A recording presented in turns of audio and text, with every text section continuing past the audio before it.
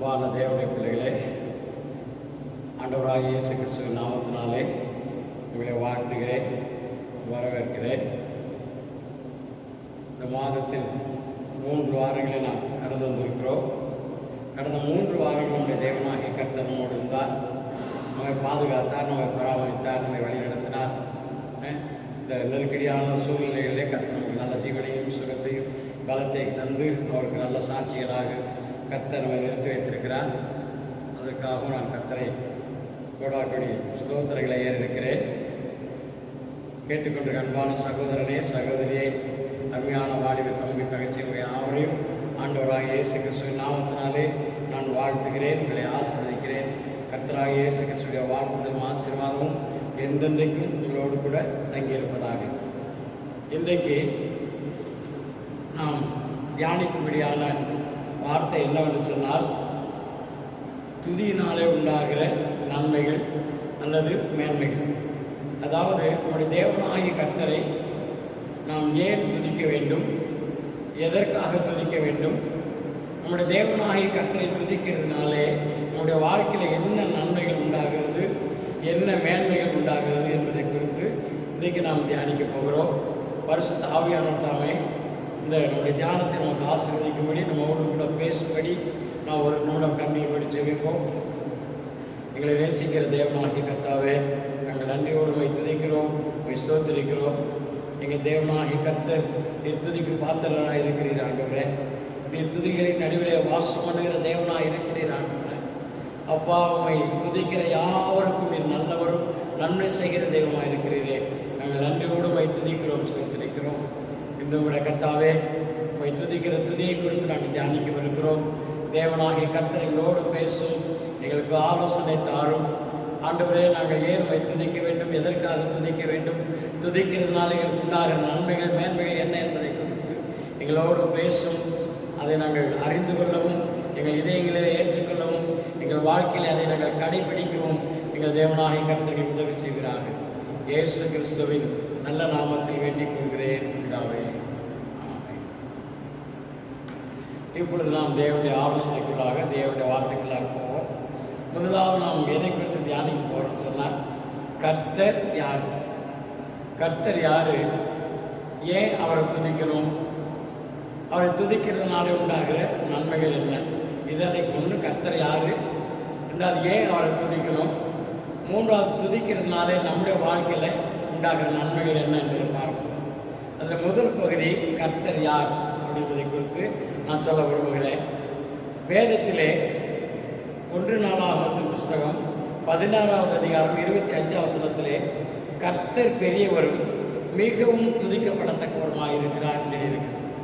கர்த்தர் பெரியவரும் அவர் மிகவும் துதிக்கப்படத்தக்கவராய் இருக்கிறார் என்று இருக்கிறது.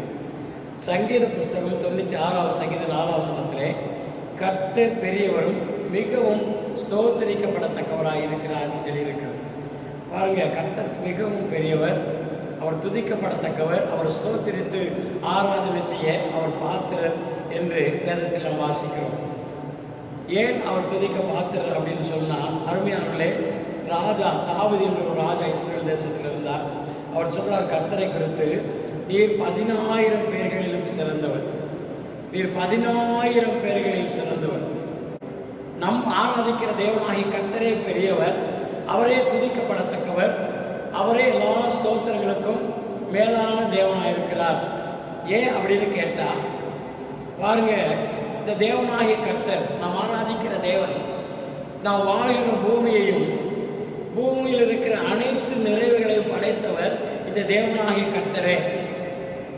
பாரு, பூமியும் அது நிறைவும், ஏசாமி சொல்றாரு, பூமி அது நிறைவும் என்னுடையது அப்படின்னு சொல்றாரு. பூமியில் என்னென்ன இருக்கு பாரு, பூமியில் நம்ம மனிதர்கள் வாழ்கிறோம், பூமியில் மலைகள் இருக்கிறது, ஆளிகள் இருக்கிறது, மரங்கள் இருக்கிறது, பயிர்கள் இருக்கிறது, பறவைகள் இருக்கிறது, மச்சங்கள் இருக்கிறது, மிருகங்கள் இருக்கிறது. இந்த பூமிக்குள்ள இன்னும் உள்ள தோண்டி பார்த்தா ஏராளமான கனிம செல்வங்கள் இருக்கிறது. அதாவது வெள்ளி இருக்கிறது, பொண்ணு இருக்கிறது, இன்னும் விலையேறப்பெற்ற உலோகங்கள் உள்ள இருக்குது. அப்போ இந்த பூமியையும் இந்த பூமியில் உள்ள எல்லாவற்றையும் படைத்தவர் தேவனாகிய கர்த்தர் ஒருவரே. ஆகவே அவர் பெரியவர் என்று சொல்வதிலே நான் மகிழ்ச்சி கொள்கிறேன், பேரானந்தம் கொள்கிறேன். இந்த பூமியில் இருக்கிறவைகள் மாத்திரமல்ல, வேதம் சொல்லுகிறது நாம் காண்கிற இந்த ஆகாயத்தையும் அந்த ஆகாயத்துள்ள சூரியனை, சந்திரனை, சுடர்கள் எல்லாவற்றையும் படைத்தவர் இந்த தேவனாகிய கர்த்தர் ஒருவரே. அருமையான தேவனுடைய பிள்ளைகளே, வேதம் சொல்லுகிறது, தேவன் தம்முடைய வல்லமையில வார்த்தையினாலே நாம் வாழ்கிற பூமியையும் இது நிறைவும், நாம் காண்கிற ஆகாய விரிவுகளையும் அதில் உள்ள அனைத்து சுடர்களையும் தேவன் தம்முடைய வார்த்தையினாலே உருவாக்கினார். தாம் உருவாக்கின அதே வார்த்தையினாலே இன்றைக்கும் அவைகளை அவர்கள் தாங்குகிறார்கள் இருக்கிறது. நான் பார்க்க சூரியன், சந்திரன், நட்சத்திரங்கள் எல்லாம் அப்படியே அந்தரத்தில் நிற்கிற மாதிரி இருக்குது. அது நிற்கிறது மட்டுமல்ல, ஒவ்வொன்றும் தேவன் அவைகளுக்கு நியமித்த பகுதியிலே அவைகள் ஓடிக்கொண்டே இருக்கிறது. சூரியனும் சரி, சந்திரனும் சரி, நட்சத்திரங்கள் எல்லாம் பாருங்க, ஆகாய விரிவிலே அவைகள் ஓடிக்கொண்டு இருக்கிறது, நகர்ந்து கொண்டே இருக்கிறது. ஒரு இடத்துல நிலையா நிற்கல. அது எப்படி அவைகள்லாம் நடக்குது அப்படின்னு சொன்னால், வேதம் சொல்லி தேவனாகி கர்த்தர் தம்முடைய வல்லமையில வார்த்தையினால் அவைகளை உருவாக்கி அவைகளை இயக்கி தம்முடைய வல்லமையில வார்த்தையினாலே அவைகளை தாங்குகிறார் என்று வேதம் சொல்லுகிறது. பாருங்க, அப்படிப்பட்ட தேவன் பெரிய தேவனாக இருக்கிறதுனால அவர் துதிக்க பாத்திரராக இருக்கிறார், அவர் துதிக்கப்படத்தக்கவராக இருக்கிறார். நம்முடைய துதிகளை அவர் ஏற்றுக்கொள்வதற்கு தகுதியுள்ளவராய் அவர் இருக்கிறார். ஆகவே நீ கேட்டுக்கொண்டு இருக்கிற அருமையான தேவனுடைய பிள்ளைகளே, இது ஏன் தேவனை துதிக்கனா, ஒரு பெரியவரும் அவர் துதிக்கப்படத்தக்கவருமாக இருக்கிறார். அது மாத்திரம் அவன் காண்கிற யாவற்றையும் அவர் படைத்தவராக இருக்கிறார். ஒருவேளை இன்னும் நான் ஒன்று சொல்ல விரும்புகிறேன். இந்த உலகத்தில் தாவீதுங்கிற ஒரு ராஜா அவர் வாழ்ந்தார். அவர் இஸ்ரவேல் தேசத்தை அவர் ஆளுகை செய்து கொண்டிருந்தார். அவர் சொல்கிறார் பாருங்க, அவர் எழுதின புஸ்தகம், வேதத்தில் ஒரு புஸ்தகம் இடம்பெற்ற சங்கீத புஸ்தகம். அந்த சங்கீதத்திலே 47வது சங்கீதத்திலே 7வது வசனத்திலேருந்து தாவீது ராஜா சொல்லுகிறார், தேவனே நீர் பூமி அனைத்திற்கும் ராஜாவாக இருக்கிறீர். பாருங்க, ஒவ்வொரு தேசத்திற்கும் ஒரு ராஜா இருக்கிறார், ஒரு தலைவர்கள் இருக்கிறார்கள், ஆளுநர்கள் இருக்கிறார்கள். ஆனால் இந்த இயேசு ஏதோ ஒரு குறிப்பிட்ட தேசத்தை உடையவர் அல்ல, ஏதோ ஒரு குறிப்பிட்ட தேசத்தை ஆளுகை செய்கிறவர் அல்ல. அந்த தாவீது ராஜா சொல்லுகிறார், தேவனாகிய கர்த்தர் நீர் பூமி முழுவதற்கும் நீர் ராஜாவாக இருக்கிறீர் என்று சொல்லுகிறார். ஏனென்றால் தேவன் இந்த வானத்தையும் பூமியையும் மாத்திரமல்ல, பூமியில் இருக்கிற அனைத்து தேசங்களையும் 5 கண்டங்களையும் ஆளுகை செய்கிறவர் இந்த தேவனாகிய கர்த்தர் ஒருவரே. ஆகவேதான் நான் சொன்னேன், அவர் துதிக்கப்படத்தக்கவர், அவர் துதிகளை ஏற்றுக்கொள்ள அவர் பாத்திரராய் இருக்கிறார் என்று நான் உங்களுக்கு சொன்னேன். ஆகவே அவர் முதல்ல சொன்ன தேவன் பெரியவர், அவர் பூமி அனைத்திற்கும் ராஜா. இன்னும் இந்த கர்த்தர் யார் அப்படின்னு கேட்டால் பாருங்க, நான் வேதத்தின் அடிப்படையில் நான் உங்களுக்கு சொல்லுகிறேன், என் வாழ்க்கையின் ஆதாரத்திலிருந்து நான் உங்களுக்கு சொல்கிறேன். அவர் யார் அப்படின்னு கேட்டால் 1 நாளாகமத்தின் புஸ்தகத்திலே 16ஆம் அதிகாரம் 34ஆம் வசனத்திலே அவர் நல்லவர் என்று சொல்லுகிறார். அவர் நல்லவர், தேவன் நல்லவர் என்று எழுதப்பட்டிருக்கிறது. முதல்ல சொன்னேன் அவர் பெரியவர். இப்போ ஏன் இன்னொரு தந்திக்குன்னா, அவர் யார்? நல்லவர். நல்லவர், அவர் நல்லவர் மாத்திரமல்ல. சங்கீத புஸ்தகத்தில் 119ஆம் சங்கீதம் 68ஆம் வசனத்திலே தாவீது ராஜா விதமாய் அங்கே எழுதுகிறார், தேவரீர் நீர் நல்லவரும் நன்மை செய்கிற தெய்வமாக இருக்கிறீர். நீர் நல்லவரும் நன்மை செய்கிற தெய்வமாக இருக்கிறீர். ஏன் அவர் துதிக்கணும் அப்படின்னு கேட்டால், முதல்ல அவர் பெரியவர் என்று, அவர் யார்? நல்லவர், அவர் நன்மை செய்கிறவர். அவர் நன்மை செய்கிறவர். அவர் யாருக்கு நன்மை செய்கிறாரு அப்படின்னு கேட்டால், வேதம் சொல்லுகிறது, கர்த்தர் தம்மை நம்புகிற யாவருக்கும் நல்லவர். கேட்டுக்கொண்டு இருக்கிற சகோதரனே, சகோதரியே, இந்த இயேசு இன்னைக்கு நீங்கள் நம்புனீங்கன்னா அவர் உங்களுக்கு நல்லவர். அந்த இயேசு மேலே நீங்கள் நம்பிக்கை வச்சா அந்த இயேசு உங்களுக்கும் நல்லவராக இருப்பார். வேதம் சொல்லுகிறது, இயேசு தம்மை நம்புகிற யாவருக்கும் நல்லவர். இதை பார்க்க இன்னும் விசேஷமான ஒரு காரியத்தை நான் சொல்லும்படிக்கு விரும்புகிறேன். ஒரு சிலர் சொல்லுவாங்க, நான் கேட்டிருக்கேன், ஒரு சில ஆண்கள் விதமாக இருக்கும், அங்கங்கே சண்டை போடும்போது ஒருத்தர் பார்த்து சொல்லுவாங்க, டேய் நான் நல்லவனுக்கு நல்லவன், கெட்டவனுக்கு கெட்டவன் பார்த்துக்கோ அப்படின்னு சொல்லுவாங்க. பாருங்க, மனுஷன் நல்லவனுக்கு நல்லவனா, கெட்டவனுக்கு கெட்டவனா. ஆனால் நல்லவனுக்கும் நல்லவனாக இருக்கிற மனுஷங்களை இந்த உலகத்தில் பார்க்குறது அபூர்வமாக தான் இருக்குது. அப்படி இருக்கும் பொழுது இந்த தேவனாகிய கர்த்தர் எப்படிப்பட்டவர் என்று சொன்னால், லூக்கா எழுதின சுவிசேஷத்தில் 6ஆம் அதிகாரத்திலே 35ஆம் வசனத்தில் விதமாக எழுதப்பட்டிருக்கிறது, தேவனாகிய கர்த்தர் நன்றி இல்லாதவர்களுக்கும் துரோகிகளுக்கும் அவர் நல்லவராக இருக்கிறார். பாருங்க, இந்த பூமியில் நல்லவனுக்கே ஒருத்தர் நல்லவனாக இருக்க மாட்டேங்கிறான், நல்லவனுக்கு அவன் தீவனாக தான் இருக்கிறான், நன்மை செய்கிறவனுக்கு அவன் தீமை தான் பதிலுக்கு செய்கிறான். ஆனால் நாங்கள் ஆராதிக்கிற தேவன், நான் பிரசங்கிக்கிறது இயேசு கிறிஸ்து, அவர் நன்றி இல்லாதவர்களுக்கும் துரோகிகளுக்கும் அவர் நன்மை செய்கிறார். எத்தனையோ முறை இயேசு கிறிஸ்துவத்தில் கேட்டு கேட்டு கேட்டு வாங்கிக்கிட்டு நன்றி இல்லாமல் இருக்கிற ஒரு கூட்டம், இன்னொரு கூட்டம் துரோகிகளின் கூட்டம். பாரு, இயேசுவத்தில் எத்தனையோ நன்மைகளை பெற்றுக்கொண்டு 30 வெள்ளிக்கு ஆசைப்பட்டு காட்டி கொடுத்த ஒரு யூதாஸ், ஒரு துரோகி. இயேசுவை சிலுவிலே அடித்து கொலை செய்தவர்கள், இயேசு மரணத்தை காமிச்சு கொடுத்து, இப்படி எத்தனையோ இயேசுக்கு துரோகம் செய்தார்கள். ஆனால் காட்டி கொடுத்த அந்த யூதாஸை பார்த்து கூட சொன்னார், நண்பனே, சிநேகிதனே என்று சொன்னார். அப்போ கட்டாயம் அவர் நல்லவராக தான் இருக்க முடியும். தன்னை காட்டி கொடுத்த ஒருத்தனை பார்த்து, மரண தண்டனைக்கு தன்னை தள்ளி விட்டவனை பார்த்து நண்பனேன்னு சொல்கிறதுக்கு இந்த உலகத்தில் யாருமே கிடையாது. அப்போ இயேசு சொன்னார்னா அவர் நல்லவர். அதைத்தான் தாவீது சொல்கிறார், தேவரீர் நல்லவரும் நன்மை செய்கிறவருமாக இருக்கிறீர், நீர் மிகவும் துதிக்கப்படத்தக்கவராக இருக்கிறீர் என்று தாவீது சொல்கிற காரியத்தை இங்கே நாம் பார்க்கிறோம். அப்போ பாரு, ஏன் துதிக்கணும்? அவர் நல்லவர், அவர் நன்மை செய்கிறவர். நன்றி இல்லாதவர்கள் துரோகிகள் கூட அவர் நல்லவராக தான் இருக்கிறார். அதனால நன்மை செய்யணும், நன்மை செய்ய பாருங்க. அதனால் அவரை துதிக்கும் ஸ்தோத்திரிப்பதற்கும் அவர் பாத்திரராக இருக்கிறார். அடுத்து இயேசு பூமி அனைத்திற்கும் ராஜா. அவர் ஏதோ ஒரு தேசத்துக்கு இல்லை, ஏதோ ஒரு மாநிலத்துக்கு இல்லை, அவர் உலகம் முழுவதற்கும் பூமி முழுவதற்கும் அவர் ராஜாவாக இருக்கிறார். ஏனென்றால் அவர் அதை படைத்தார், அவர் அதை ஆளுகை செய்கிறார். ஆகவே இந்த முழு உலகத்தின் ஜனங்களாலும் அவர் துதிக்கப்படத்தக்கவராக இருக்கிறார், ஸ்தோத்திரிக்கப்படத்தக்கவராக இருக்கிறார். இந்த ஜனங்களுடைய ஸ்தோத்திரங்களுக்கு பெற்றுக்கொள்வதற்கு அவர் பாத்திரராக இருக்கிறார் என்று வேதம் சொல்கிறது. இப்போ நம்ம சொன்ன கர்த்தர் யார் அப்படிங்கிற குறித்து பார்த்தா, அவர் வானத்தை பூமி படைத்த தேவன், அவர் நல்லவர், அவர் பெரியவர், அவர் துதிக்க அவர் பாத்திரம் இருப்பதை குறித்து பார்த்தோம். இப்போ நாம் தொடர்ந்து நாம் தியானிக்க போது என்னன்னு கேட்டால், நான் ஏன் அவரை துதிக்க வேண்டும்? ஐயா, இயேசு எல்லாத்தையும் படைச்சிருக்கலாம், அவர் நல்லவராக இருக்கலாம், அவர் பெரியவராக இருக்கலாம். ஆனால் அந்த இயேசுவை நான் எதுக்கு துதிக்கணும், நான் எதுக்கு ஆராதிக்கணும், நான் எதுக்கு அந்த இயேசுடைய வழியில் நடக்கணும் அப்படின்னு ஒரு வேளை நீங்கள் கேட்கலாம். அப்படின்னு ஒரு வேளை உங்கள் மைண்டுக்குள்ளே ஓடலாம். இப்பொழுது நான் தொடர்ந்து வேதத்தின் அடிப்படையிலும் என்னுடைய வாழ்க்கையின் சொந்த அனுபவத்திலிருந்தும் நான் ஏன் அவரை துதிக்க வேண்டும், ஏன் அவரை துதிக்கணுங்கிற குறித்து, அவர் ஏன் அவரை ஸ்தோத்திரம், ஏன் தேவனுக்கு நன்றி சொல்லணும் அப்படிங்கிறது குறித்து நான் தொடர்ந்து உங்களோடு கூட நான் பேசும்படி கொடுக்கிறேன். ஏன் அப்படின்னு கேட்டால், வேதத்தில் சங்கீத புஸ்தகத்தில் 22ஆம் சங்கீதத்திலே 3வது வசனத்தில் விதமாக எழுதப்பட்டிருக்கிறது, தேவனாகிய கர்த்தர் அவர் இஸ்ரவேலின் துதிகளின் நடுவிலே துதிகளுக்குள்ளே அவர் வாசம் பண்ண விரும்புகிறார். பாருங்க, தேவன் வானத்தை பூமி படைத்த தெய்வம். அவர் பரலோகத்திலே வாழ்வதை பார்க்கலும் பூமியிலே உள்ள மனிதர்களோடு கூட அவர்கள் மத்தியிலே அவர் வாழ விரும்புகிறார். துதிகளின் நடுவிலே வாழ்கிற தேவன், இஸ்ரவேலின் துதிகளிலே வாழ்கிறார். பாருங்க, முதலாவது அன்னைக்கு இஸ்ரவேலின் 12 கோத்திரங்கள் மாத்திரம்தான் கர்த்தரை துதிச்சாங்க, ஆராதிச்சாங்க, அவரை ஃபாலோ பண்ணாங்க, அவரை பின்பற்றி போனாங்க. ஆனால் இன்றைக்கு கர்த்தராக இயேசு கிறிஸ்துடைய மரணத்துக்கு பின்பாக, கர்த்தராக இயேசு கிறிஸ்துடைய உயிர்த்தெழுதலுக்கு பின்பாக, இன்றைக்கு முழு உலகத்தில் இருக்கிற, சர்வலோகத்தில் இருக்கிற சகல ஜாதிகளும் சகல ஜனங்களாலும் கர்த்தர் துதிக்கப்படத்தக்கவராக இருக்கிறார். இன்றைக்கு உலகம் முழுவதும் இருக்கிற ஜனங்களாலே தேவனாகி கர்த்தர் ஆராதிக்கப்படுகிறார், போற்றப்படுகிறார், புகழப்படுகிறார். ஏன் அப்படின்னு கேட்டால், தேவன் அந்த துதிகளிலே ஒரு பிரியம் வைத்திருக்கிறார்.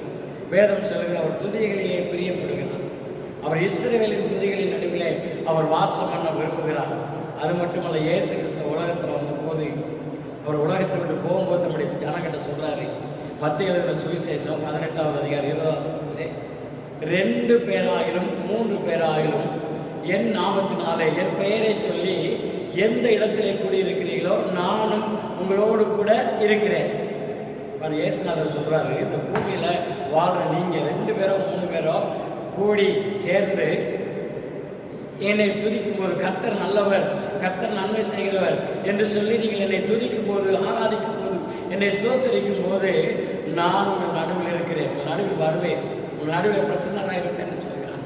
அப்போ வானத்தை பூமியை படைத்த தெய்வத்தை நம்முடைய வாழ்க்கையிலே கொண்டு வர வேண்டும், நம்முடைய வீட்டிற்கு கொண்டு வர வேண்டும், நம்முடைய இருதயத்திற்குள்ளே கொண்டு வர வேண்டுமானால் அதற்கு ஒரே வழி அவரை துதித்து அவரை ஸ்தோத்திரித்து அவருக்கு ஆராதனை செய்ய வேண்டும் என்று நான் சொல்வதிலே நான் மகிழ்ச்சி அடைகிறேன்.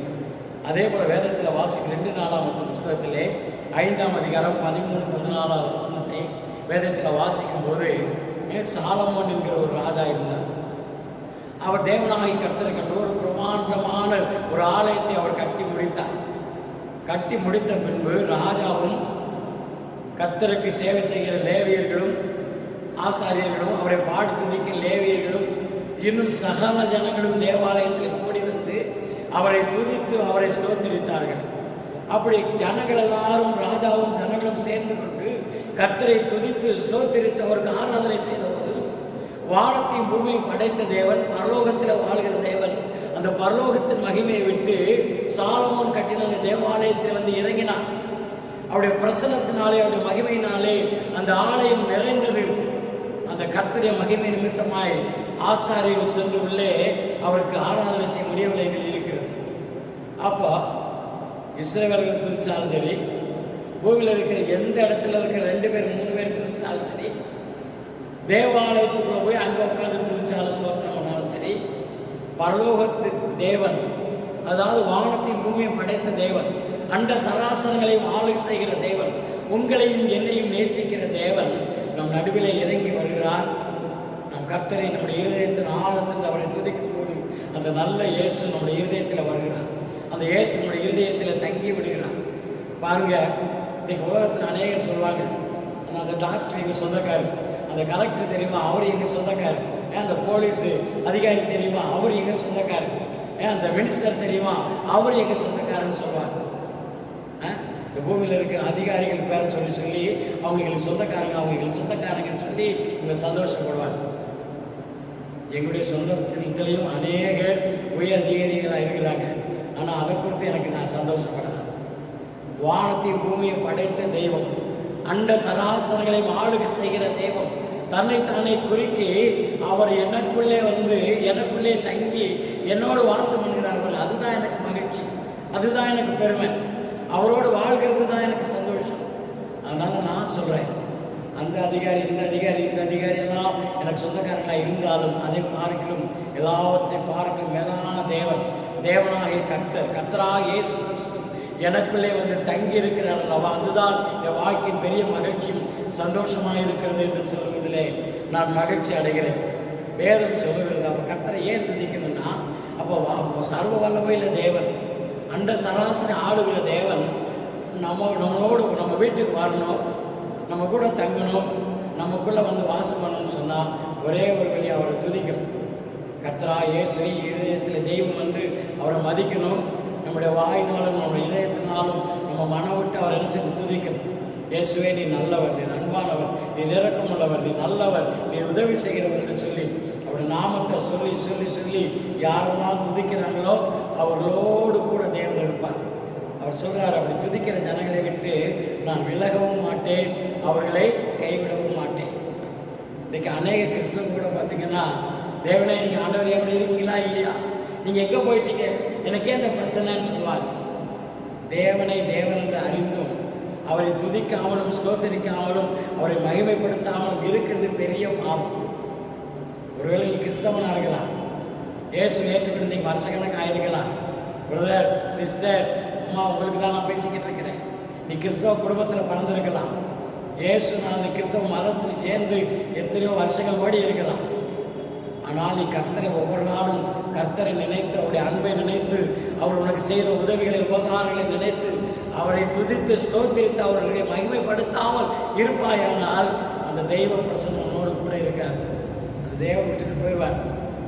இப்போ யார் கர்த்தரை ஒவ்வொரு நாளும் கர்த்தருடைய அன்பை நினச்சி அவர் செய்த நன்மைகளை நினச்சி அவர் பெரியவர் என்று அவரை போற்றி துதித்து ஆராதிக்கிறார்களோ அவர்களோடு கூட தேவன் இருப்பார். அவர்களை விட்டு விலக மாட்டார், அவர்களை கைவிடவும் மாட்டார். அவ்வளோ அந்த மகா பெரிய தேவனாகிய கர்த்தர் நம்மோடு இருக்கிறார்னா நமக்கு கிடைச்ச பெரிய பாக்கியம், பெரிய நன்மை, பெரிய ஆசீர்வாதம். இன்றைக்கு உங்களுக்கு அது கிடைக்கும்படிக்கு நான் விரும்புகிறேன். அதனால் கர்த்தரை துதித்து ஸ்தோத்திரித்து ஆராதிக்காமல் இருக்கிற ஜனங்கள் ஒருவேளை நீங்கள் இருந்தீங்கன்னா இன்றைக்கி அந்த கர்த்தராக இயேசுவை தெய்வமாக உங்கள் இதயத்தில் ஏற்றுக்கொள்வேன். அந்த கர்த்தரை மனமிட்டு துதியுங்கள், அவருக்கு ஆராதனை செய்யுங்கள், அவர் நல்லவர் என்று உங்கள் வாயினாலே அறிக்கை செய்யுங்கள். நிச்சயமாக உங்கள் வாழ்க்கை நன்றாயிருக்கும் என்று நான் உங்களுக்கு சொல்கிறேன். ஆகவே கர்த்தர் வானத்தின் தேவன் நமக்கு சொந்தக்காரராய், நம்முடைய தகப்பனாய் நம்மோடு கூட வாழ்கிறார் கர்த்தரை துதிக்கும் போது. ரெண்டாவது நன்மை என்ன? ஏன் கர்த்தரை துதிக்கணும்னு சொன்னால், ரெண்டாவது நான் சொல்கிறேன், சங்கீதம் 92:1 விதமாக எழுதப்பட்டிருக்கிறது, கர்த்தரை துதிப்பது நலமாயிருக்கும். அதாவது கர்த்தரை துதிப்பது நலமாயிருக்கும் அர்த்தம், நன்மையாயிருக்கும். யாரெல்லாம் கர்த்தரை துதிக்கிறாங்களோ அவங்க வாழ்க்கையிலே நன்மைகள் வரும் என்று வேதம் சொல்லுகிறது. சங்கீதம் 147 சங்கீதத்தில் முதல் வசனத்திலே இவ்விதமாக எழுதப்பட்டிருக்கிறது, கர்த்தரை துதியுங்கள், அது நல்லது, துதித்தலே இன்பமும் ஏற்றதுமாயிருக்கிறது. கர்த்தரை துதியுங்கள், அது நல்லது, துதித்தலே இன்பமும் ஏற்றதுமாயிருக்கிறது. பாருங்க, ஏன் கர்த்தருக்கு முதல்ல தேவன் நம்ம கூட இருக்குன்னா அவரை துதித்து ஆராதிக்கணும். ரெண்டாவது வேதம் சொல்ல கர்த்தரை துதிப்பது இன்பமாயிருக்கிறது, அது நமக்கு ஏற்றதாயிருக்கிறது. அந்த உலகத்தில் மகிழ்ச்சியோட, சந்தோஷத்தோட, சமாதானத்தோட, நிம்மதியாக வாழணும் யாருன்னு நினைக்கிறாங்களோ அவங்க எல்லாரும் கர்த்தரை கட்டாயம் துதிக்கணும். எல்லாரும் கர்த்தரை துதிக்கணும். வேதம் சொல்லுகிறது கர்த்தரை துதிப்பது நல்லது, அது இன்பமானது, அது ஏற்றதாயிருக்கிறது. இயேசுவை துதிக்கிறவங்க வாழ்க்கையில் நிம்மதி இருக்கும், மகிழ்ச்சி இருக்கும், சமாதானம் இருக்கும், சந்தோஷம் இருக்கும். இன்றைக்கி ஒரு சில ஜனங்க நினைக்கிறாங்க பணம் இல்லாதனால தான் நமக்கு நிம்மதி இல்லை. இன்னொரு சிலர் நினைக்கிறாங்க நம்ம பதவி பட்டம் இல்லாதனால தான் நம்மளால் சந்தோஷமாக இருக்க முடியல, நம்ம படிக்காதனால தான் நம்ம வாழ்க்கையில் கஷ்டம்னு நினைக்கிறாங்க. ஐயா, நீ படிச்சிருக்கியா படிக்கலையாங்கிற முக்கியம் இல்லை, நீ பணம் நிறையா சேர்த்து வச்சிருக்கியா இல்லைங்கிற முக்கியம் இல்லை, நீ நிறையா சம்பாதிக்கிறியா, பெரிய அதிகாரியாக இருக்கிறியா முக்கியம் இல்லை. ஏன்னா உன்னுடைய பணமோ, உன்னுடைய படிப்போ, உன்னுடைய அந்தஸ்தோ உனக்கு மகிழ்ச்சியை, சமாதானத்தை, நிம்மதியை கொடுக்க முடியாது. அப்போ நிம்மதி எங்கே கிடைக்குதுன்னா அது இயேசு கிறிஸ்துவிடத்தில் இருக்கிறது. அந்த இயேசுக்குள்ள பேர் என்ன தெரியுமா? சமாதான பிரபு. சமாதான பிரபு. அவர் சொல்றாரு, என்னுடைய சமாதானத்தை உனக்கு கொடுக்கிறேன், என்னுடைய சந்தோஷத்தை நான் உனக்கு வைத்து போகிறேன். இந்த உலகம் கொடுக்கிற பிரகாரம் நான் உனக்கு கொடுப்பதில்லை. இந்த உலகம் நமக்கு என்ன கொடுக்குது? உலகம் இன்னைக்கு வியாதியை கொடுக்குது, வேதனையை கொடுக்குது, கவலையை கொடுக்குது, கண்ணீரை கொடுக்குது. இந்த உலகம்னா இந்த உலகத்தை மனுஷன், உலகத்தில் இருக்கிற சூழ்நிலைகள், உலகத்தில் இருக்கிற வியாதிகள், வேதனைகள் மனுஷன் நிம்மதியை கெடுக்குது. ஆனால் இயேசுவை சொல்கிறாரு, இந்த உலகம் கொடுக்கிறபடி நான் உனக்கு கொடுப்பதில்லை, என்னுடைய சமாதானத்தை, என்னுடைய மகிழ்ச்சி, என்னுடைய நிம்மதியை நான் உனக்கு கொடுக்கிறேன் அப்படின்னு சொல்கிறார். உன் இருதயம் கலங்காமலும் பயப்படாமலும் இருப்பதாக. ஆகவே இந்த இயேசு கிறிஸ்துவ துதிக்கிறது, சுதந்திரிக்கு ஏன் அப்படின்னு கேட்டால் அது நல்லது, அது மகிழ்ச்சியையும் சந்தோஷத்தையும் நிம்மதியும் நம்முடைய வாழ்க்கையில் கொண்டு வரும். அதனால் நீங்கள் இந்த உலகத்தில் மகிழ்ச்சியாக, சந்தோஷமாக, நிம்மதியாக வாழணும்னு நினச்சிங்கன்னா, உங்கள் வாழ்க்கையில் பணம் கொடுக்காத சந்தோஷத்தையும், உங்கள் படிப்பும் பட்டமும் பதவி கொடுக்காத அந்த நிம்மதியை நீங்கள் பெற்றுக்கொள்ளலாம். ஒரே வழி இயேசு.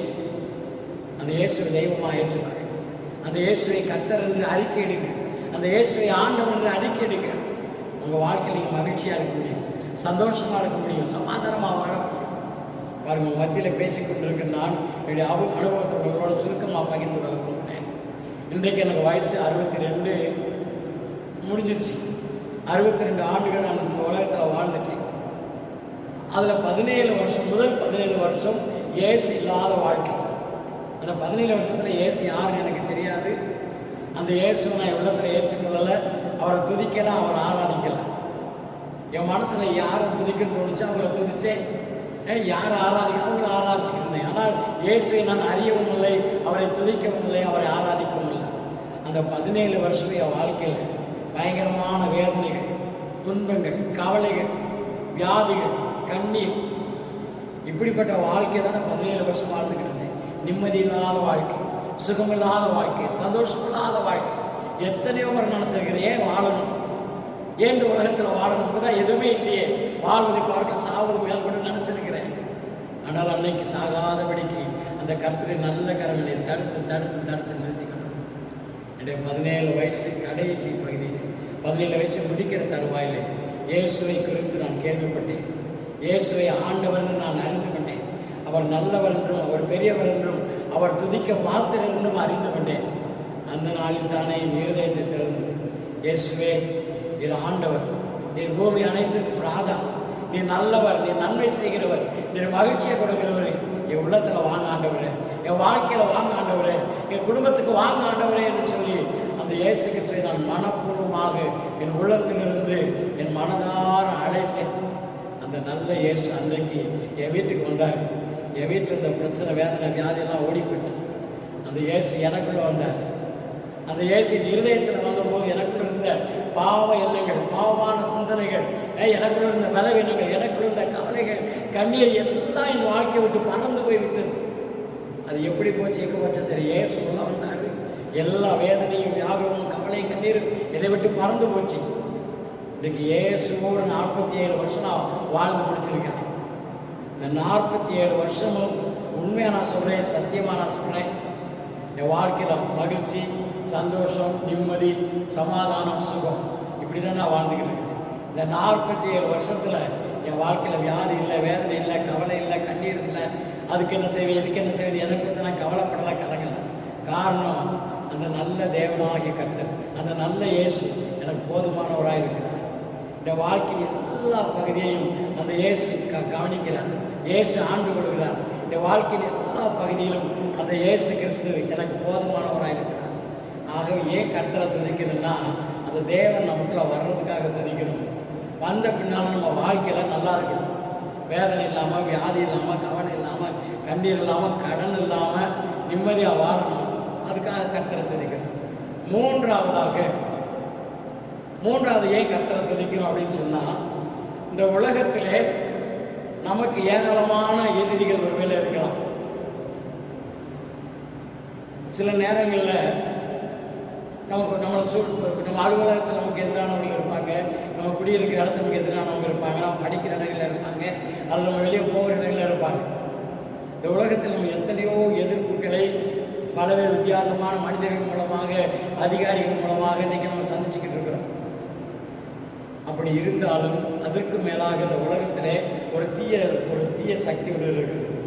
அதை தான் சிலர் சாத்தாம்பாங்க, சிலர் சைத்தாம்பாங்க, சிலர் பேய்ப்பாங்க, நாங்கள் பிசாசுன்னு சொல்கிறோம்.